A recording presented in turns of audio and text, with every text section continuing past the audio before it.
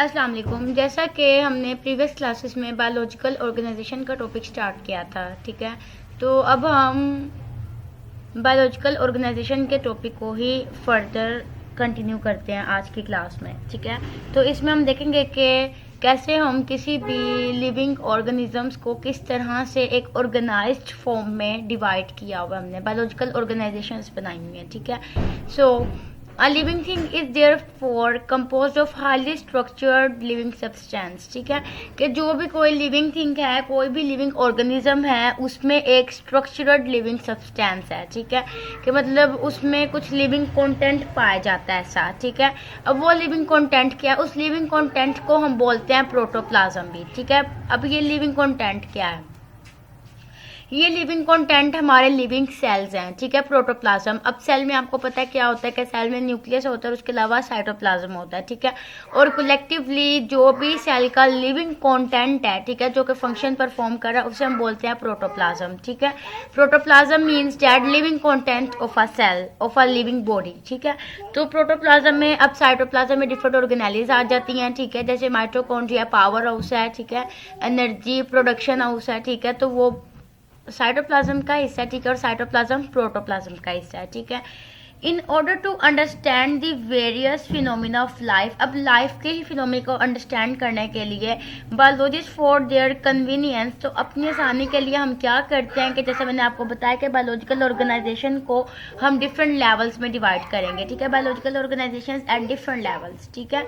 तो अब हमने चूंकि मैंने आपको बताया कि बायोलॉजिकल ऑर्गेनाइजेशन का पर्पस मैं ऑलरेडी आपको बता चुकी हूँ कि इसका पर्पस क्या है बायोलॉजिकल ऑर्गेनाइजेशन का, कि लाइफ को ऑर्गेनाइज करने का पर्पस यही है कि हम नॉन लिविंग वर्ल्ड से डिफ्रेंशिएट कर सकें खुद को, ठीक है।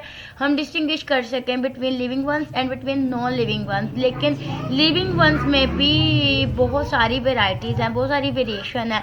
तो वो वेरिएशन हम कैसे स्टडी कर सकते हैं, ठीक है। तो वो हम ऐसे ही स्टडी कर सकते हैं कि इसको हम डिफरेंट लेवल्स पर इसको देखें, ठीक है। Starting from a very basic level, इसका जो सबसे बेसिक लेवल है, सबसे छोटा लेवल है, वो है एटॉमिक, ठीक है, atomic level. Subatomic and atomic particles to the organisms itself and beyond which the study of community population and entire world are included, ठीक है। हमने अब एक छोटे से जर्रे से हमने शुरू होना और उसके बाद हमने आहिस्ता आहिस्ता, जैसे कतरा कतरा मिलकर दरिया बनता है ना, उसी तरह कतरे कतरे से छोटे छोटे कंपाउंड से, छोटे छोटे पार्टिकल्स से, छोटे छोटे एटम्स से मिलकर जो एक पूरा जानदार बनता है, हमने उसको स्टडी करना है। उसके बाद वो जानदार फिर किस तरह से इंटरेक्ट करता है, ठीक है, क्या कम्युनिटी है, कैसे पॉपुलेशन क्या है, ठीक है, इस वर्ल्ड में जिस तरह से वो इंक्लूड किया गया, ठीक है, हमने वो सारा उसको स्टडी करना है, ठीक है। कि इस वर्ल्ड में ऑर्गेनिज्म को स्टडी करने के लिए एटम से, एटम में इंक्लूड है, फिर फर्दर एटम से वो जुड़ते जाते और कायनात बनती जाती है, ठीक है। तो इसी तरह अगर हम ऑर्गेनिज्म की बात करें तो उसमें क्या है जी, उसमें फर्दर कम्युनिटीज़ आएंगी, पॉपुलेशन आएगी, ठीक है, और फिर एक बाकायदा पूरा इकोसिस्टम आएगा। तो वो हमने सारा इसमें इंशाल्लाह डिटेल में स्टडी करना है, ठीक है। उसके अलावा अब हम स्टार्ट करते हैं यही कि बायोलॉजिकल ऑर्गेनाइजेशन को हम किस तरह से कर सकते हैं डिवाइड, ठीक है। तो इसके कौन से लेवल्स हैं, वेरी बेसिक लेवल मैंने आपको बता दिया, एटॉमिक एंड सब एटॉमिक लेवल। लेकिन अब इसके अलावा नेक्स्ट हम देखते हैं ना कि किस तरह से, किस तकसीम के हिसाब से और किस तरह की शेयरिंग होती है, किस तरह की म्यूचुअल अंडरस्टैंडिंग होती है नेचर की, इन्वायरमेंट कि किसी भी लिविंग वन के साथ, ताकि वो कम्युनिटी में बनता है, वो पॉपुलेशन में कैसे आता है, और फर्दर उसकी कॉम्प्लेक्सिटी किस तरह से हम डिटरमिन कर सकते हैं। तो इसके लिए मैं आपके साथ शेयर करती हूँ ये, ठीक है। तो इसमें देखें कि ये डिफरेंट लेवल्स ऑफ ऑर्गेनाइजेशंस बताए हुए हैं, ठीक है। इसमें आप देखें, ये देखें very basic level, atomic and सब एटॉमिक लेवल, ठीक है। हमने एक एक लेवल को बहुत डिटेल में स्टडी करना है, लेकिन डायग्राम दिखाने का मकसद सिर्फ ये है कि एक छोटा सा ओवरव्यू आप लोगों को हो जाए कि पहले देखें सब एटॉमिक पार्टिकल्स हैं, ठीक है, एटम से स्टार्ट होता है और एटम्स के अंदर सब एटॉमिक पार्टिकल्स जो एटम्स के अंदर पाए जाते हैं, जैसे, और फंडामेंटल 3 ही हैं, प्रोटॉन, न्यूट्रॉन एंड इलेक्ट्रॉन। इसके अलावा एटम में और भी बेशुमार पार्टिकल्स पाए जाते हैं, ठीक है, लेकिन हम उन्हें सच इतनी डिटेल में स्टडी नहीं करते, क्योंकि फंडामेंटल पार्टिकल्स सिर्फ ये 3 है, प्रोटॉन, न्यूट्रॉन्स एंड इलेक्ट्रॉन्स, ठीक है। एटम है, एटम्स के बाद आपको पता है एटम्स आपस में जुड़ते हैं तो मॉलिक्यूल्स बनाते हैं। हमने इसको बहुत डिटेल में स्टडी करना है, बहुत डिटेल में स्टडी करना है। तो मैं जस्ट आपको ये लेवल्स बता रही हूँ कि आप ये लेवल्स जस्ट देखें कि पहले एटम है, एटम के बाद मोलिकुलर लेवल आता है, उसके बाद मोलिक्यूल्स आपस में मिलकर ऑर्गेनेलिज बनाते हैं, फिर वो सारी ऑर्गेनेलिज जब इकट्ठी होते हैं साइटोप्लाज्म में तो वो एक सेल बनाती हैं, फिर डिफरेंट सेल्स आपस में मिलते हैं तो वो टिश्यू बनाते हैं, ठीक है। और टिश्यू के बाद डिफरेंट टिश्यूज मिलते हैं तो वो ऑर्गन बनाते हैं, ठीक है। उसके अलावा डिफरेंट ऑर्गन्स मिलते हैं तो एक सिस्टम बन जाता है, ऑर्गन सिस्टम, ठीक है। फिर जब डिफरेंट तरह के सिस्टम्स बनते हैं तो फिर वो एक पूरा जानदार बन जाता है, ठीक है। जैसे कि मैंने प्रीवियस लेक्चर में बताया कि हम ऑर्गेनिज्म है तो हमारे अंदर डिफरेंट सिस्टम्स चल रहे हैं, तो वो कौन से सिस्टम्स हैं? ऑर्गन सिस्टम्स हैं, क्योंकि हमारे बॉडी के different organs different parts of bodies में इन्वॉल्व हैं, अपनी अपनी फंक्शनिंग परफॉर्म कर रहे हैं, ठीक है। फिर ऑर्गेनिजम्स आगे फर्दर डिवाइड हो जाते हैं स्पीशीज में, फिर फर्दर लेवल कौन सा है? पॉपुलेशन का, और फिर फर्दर लेवल है कम्युनिटी का, and then further ecosystem and then biosphere. तो ये लेवल्स हैं, ठीक है। हमने एक एक लेवल को बहुत डिटेल में स्टडी करना है इंशाल्लाह।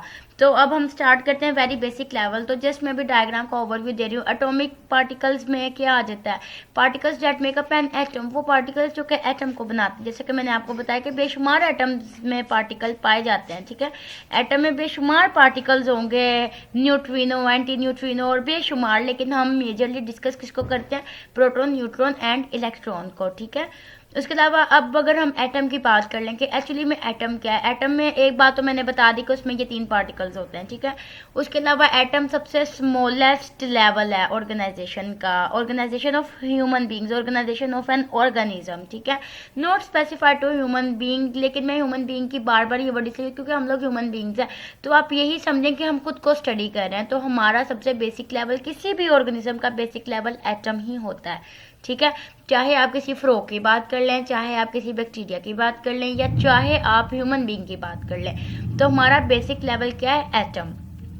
एटम्स क्या है? The smallest particle of an element, किसी भी एलिमेंट का सबसे छोटा हिस्सा, डिटेन्स the properties of that element. अगर आप उस एटम को स्टडी कर लो तो आपको पता चल जाए। फॉर एग्जाम्पल, इसकी एग्जाम्पल बिल्कुल इस तरह ही है कि अगर आप एक ही खानदान के 4-5 अफराद से मिलो, ठीक है, तो अगर आप फॉर एग्जांपल 4 बहन भाई हैं, तो अगर हम, या फॉर एग्जांपल मैं हूँ, अगर आप मुझसे मिलेंगे तो मुझसे मिलने के बाद आपको अंदाज़ा हो जाएगा कि मेरे पेरेंट्स में क्या क्वालिटीज़ हैं, ठीक है। आपको उनका अक्स नज़र आएगा। सो मैं ये कह सकती हूँ I retain that properties of my parents, ठीक है। I have the characteristics of my parents, ठीक है। तो इसी तरह जो एटम होता है, आप कह लें कि जो एटम है ना वो एलिमेंट की औलाद है, उसकी प्रोजेनी है, ठीक है। तो किसी भी एटम में वो सारी क्वालिटीज़, वो सारी इंफॉर्मेशन, वो सारी उसकी फिजिकल और केमिकल प्रॉपर्टीज़ पाई जाती हैं जिस एलिमेंट का वो एटम है। इसी तरह एक एलिमेंट के बेशुमार एटम्स होते हैं, ठीक है। तो वो सारे एटम्स आपस में सिमिलर भी हो सकते हैं और आपस में डिफरेंट भी हो सकते हैं, लेकिन वो सारे के सारे होंगे किसके? एक ही एलिमेंट के। फॉर एग्जांपल हम एक टर्म पढ़ते हैं आइसोटोप्स, तो उसमें क्या होता है कि एक ही एलिमेंट की बिल्कुल इस तरह ही है कि एक ही माँ बाप के 3 बच्चे हैं, तो इसी तरह एक ही एलिमेंट के 3 आइसोटोप्स हैं, लेकिन हैं तो वो सारे के सारे कार्बन के। जिस तरह आसिया, जीम, हबीब, तीनों के तीनों औलाद, सादिया, ताहर उनके पेरेंट्स का नाम है फॉर एग्जाम्पल। तो जैनब उनकी औलाद है, फातिमा उनकी औलाद है, हादिया उनकी औलाद है। तो ओवरऑल वो किसको बिलोंग करते हैं? एक ही टाइप के ऑर्गेनिज्म को, ठीक है, सादिया, ताहर, ठीक है। तो ये वो उनके पेरेंट्स हैं। तो इसी तरह जो कार्बन है ये उनका पेरेंट है, जो आगे कार्बन 12 है, कार्बन 13 का आइसोटोप है, ये कार्बन 6, ठीक है। तो ये जो डिफरेंट आइसोटोप्स हैं, या यूरेनियम 238 है या यूरेनियम 235 है, तो ये दोनों क्या हैं? ये दोनों यूरेनियम की औलादें हैं और इनका पेरेंट क्या है? यूरेनियम। और यूरेनियम एक एलिमेंट है, ठीक है। और इस एलिमेंट के फर्दर डिफरेंट एटम्स की अगर हम बात करें, डिफरेंट आइसोटोप्स की बात करें, ठीक है, तो अगर हम किसी भी एक आइसोटोप को उठा के स्टडी करें, किसी भी एक एटम को उठा के स्टडी करें, तो वो उस एलिमेंट की प्रॉपर्टीज हमें बताता है, ठीक है। फॉर एग्जांपल अब इधर एटम के एग्जांपल्स जो हैं, हाइड्रोजन है, कार्बन है, नाइट्रोजन है, ऑक्सीजन है, तो इनके डेफिनेटली सबके आइसोटोप्स भी होंगे। हाइड्रोजन है, हाइड्रोजन के 3 आइसोटोप्स होते हैं, प्रोटियम, ड्यूटियम एंड ट्राइटियम। तो तीनों में से अब जिसको मर्जी उठा के देख लो, उसकी हाइड्रोजन से सिमिलैरिटी बहुत ज़्यादा होगी, ठीक है। तो उसके अंदर वो प्रॉपर्टीज़, मैक्सिमम प्रॉपर्टीज़ होंगी जो कि हाइड्रोजन की हैं, ठीक है। बाकी नेक्स्ट हम इंशाल्लाह नेक्स्ट क्लास में डिस्कस करेंगे, ठीक है। उसमें हम फर्दर देखेंगे कि एटम्स फिर आपस में मिलके मॉलिक्यूल्स बनाते हैं, ठीक है।